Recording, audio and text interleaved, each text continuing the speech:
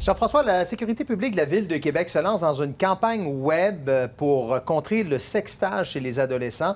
Et là, je vous avertis tout de suite, les mots que vous allez lire et peut-être même entendre, ce ne sont pas les mots qu'on utilise habituellement dans le téléjournal, mais c'est une campagne qu'on veut percutante. Exact. C'est pour les jeunes et par les jeunes, puisque des étudiants du Cégep Sainte-Foy en art graphique qui ont contribué à la conception de la campagne. Ça donne des visuels assez crus, pardonnez le langage. Snap pas ta graine, snap pas ta craque et snap pas ta noune. Et le choix des mots n'est pas banal, puisque selon le SPVQ, c'est la meilleure façon d'atteindre la cible.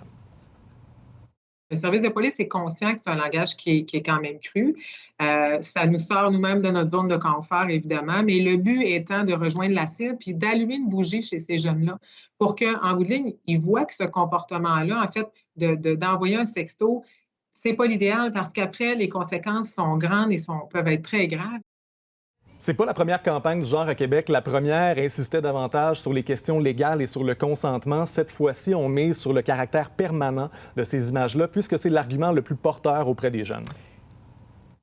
Souvent, les jeunes pensent, comme vous dites, que c'est éphémère, mais avec Snapchat, tout le monde sait qu'on peut prendre des saisies d'écran, on peut prendre une photo de l'écran. Donc, une fois que c'est envoyé sur le web, ben c'est vraiment, ça s'efface pas. C'est parti, c'est une traînée de poudre. Donc, on veut vraiment prévenir à la base, n'envoie pas de photos parce que ça peut aller très rapidement.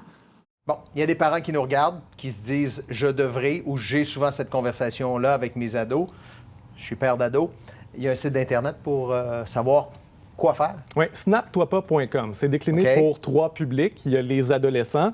Là, on insiste davantage sur les conséquences émotionnelles, sociales et criminelles du sextage. Il y a une page pour les parents qui est davantage une foire aux questions où on répond aux interrogations les plus fréquentes pour ceux qui sont moins familiers avec le concept, avec le phénomène. Et il y a une page pour les écoles parce que l'automne prochain, il y aura d'autres conférences qui vont être présentées dans les écoles secondaires pour continuer cet effort de sensibilisation. Merci Jean-François. Bonne soirée.